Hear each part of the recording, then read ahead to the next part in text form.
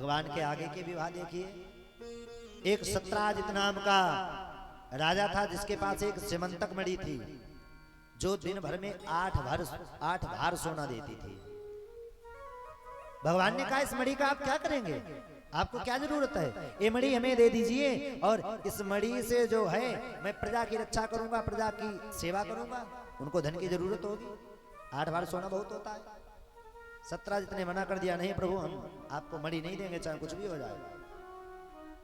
जैसे मना किया है, एक दिन की बात है, सत्राजित का भाई जिसका नाम है प्रसेन, वो स्वर्ण की वही मणि लेकर के गले में पहन करके जा रहा था।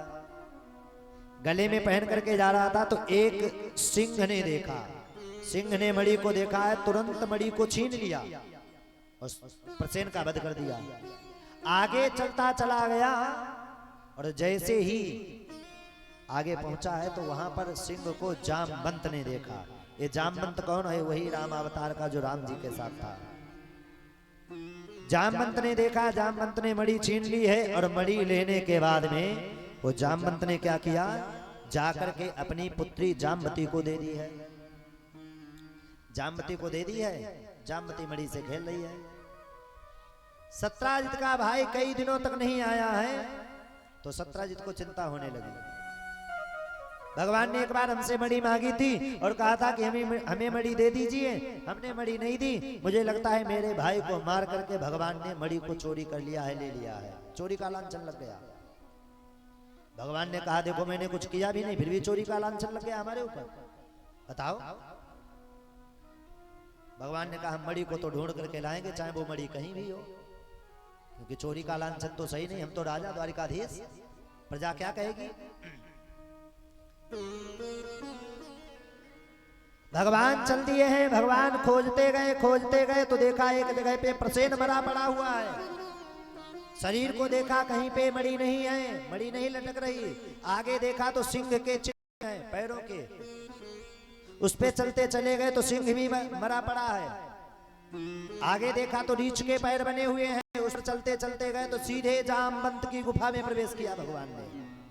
तो जामवंत की पुत्री जामवती मणि से खेल रही थी, उछाल रहे थे ऊपर की ओर। भगवान अंदर पहुंचे, भगवान ने कहा बेटी मणि को हमें दे दीजिए।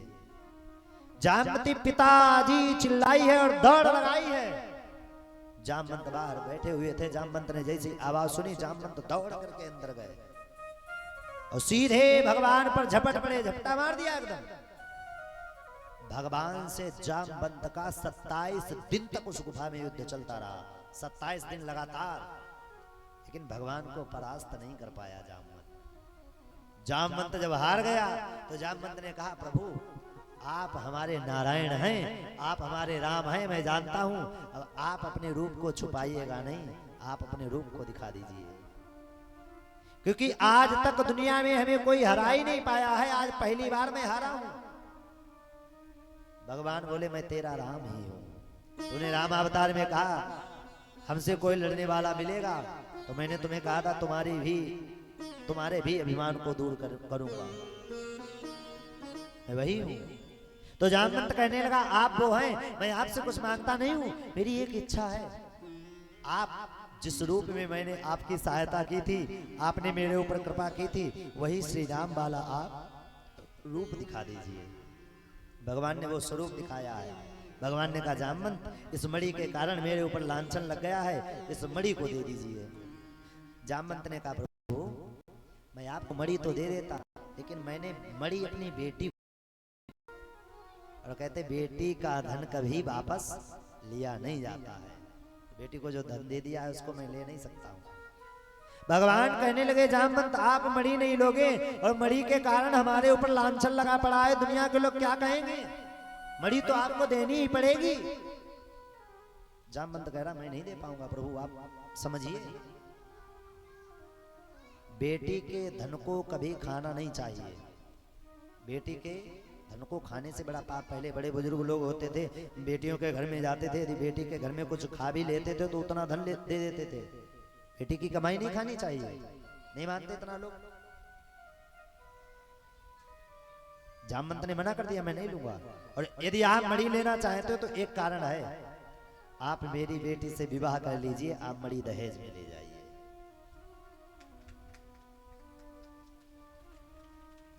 जैसे ही कहा है दहेज में ले जाइए प्यारे बंधुओं, भगवान ने विवाह तो कर लिया, मणि को ले लिया, भगवान चक्कर में पड़े। भगवान बोले विवाह तो कराए हैं, मणि के चक्कर में अगर मुंह दिखलाई इसकी हो गई जामवती तो कैसी लगेगी, वो तो रीछ की पुत्री तो रीछे जैसी लगेगी। भगवान ने समझा दिया, देख भागवत जी में ये कथा नहीं है, संतों के द्वारा सुनिए। भगवान ने कहा देख, तो जिसे कोई कहे चेहरा देखने के लिए, मुख देखने के लिए तुम अपना मुख मत दिखाना, बाकी हम सब संभाल लेंगे। तो प्यारे बंधुओं क्या हुआ, भगवान ने इसको घूंघट लगवा दिया। भगवान रातों रात में पहुंचे, रुक्मणी ने देखा, रुक्मणी मैया चिंतित नहीं हुई। रुक्मणी मैया सोचने लगी चलो एक बहन और आ गई है, एक बहन और आई है। रुक्मणी मैया ने कहा मुख दिखाइए।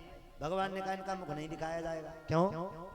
तुम्हें पता नहीं इतनी सुंदर हैं, इतनी सुंदर हैं, आप इनके सामने फीकी पड़ जाओगे। और रुक्मणी मैया को चिंता होने लगी, यदि मैं इनके सामने फीकी पड़ गई तो भगवान इनसे ज्यादा प्रेम करेंगे, हमसे कम करेंगे। रुक्मणी मैया की पूजा तो अच्छी है ही। तो रुक्मणी मैया ने मने मन में कहा, हे गौरी मैया, हे गणेश भगवान, हे सीताराम भगवान, हे मेरे प्रभु, ये जितनी भी सुंदर हैं हमसे 10% कम सुंदर कर दीजिए, हमारी जितनी सुंदर ना रहे। तो जामवती का अंदर ही अंदर रूप जो है परिवर्तित हो गया। आप रूप बोलिए रुक्मणी मैया की जय। चेहरे को खोल करके देखा, एकदम चेहरा चमक रहा है। दूसरा विवाह हुआ, भगवान मणि लिए हुए थे, भगवान ने जाकर के सत्राजित को मणि दे दी, ले तूने मेरे ऊपर मणि की चोरी लगा दी है, तेरी मणि मुझे चाहिए नहीं है, अपने पास रख, हमें कोई मतलब नहीं है इससे, मैं क्या करूंगा। सत्राजित प्रजा का भाव तुरंत बदल जाता है। सत्राजित क्या हुआ, सत्राजित के ऊपर लांछन लगा दिया। बोले बताओ, भगवान को चोरी लगाता है, भगवान इतने दयालु हैं, कृपालु हैं, दुनिया चलाने वाले, भगवान इसकी मणि चोरी करेंगे। और सत्राजित लज्जित हो गया। सत्राजित ने कहा प्रभु इस मणि के कारण चोरी लग रही है, ये मणि आप ले लीजिए। भगवान ने कहा मणि नहीं लेंगे। तो सत्राजित ने अपनी बेटी सत्यभामा का विवाह कर दिया। सत्यभामा का विवाह किया और मणि दहेज में भगवान को फिर से दे दी है, ले जाओ। मणि भगवान के पास पहुंच गई।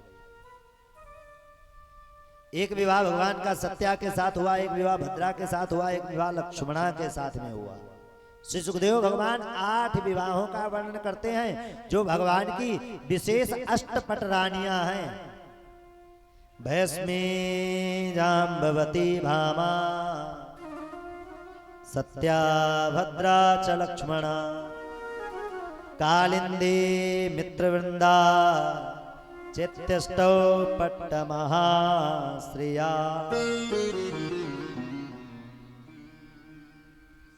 भीष्म की कन्या रुक्मिणी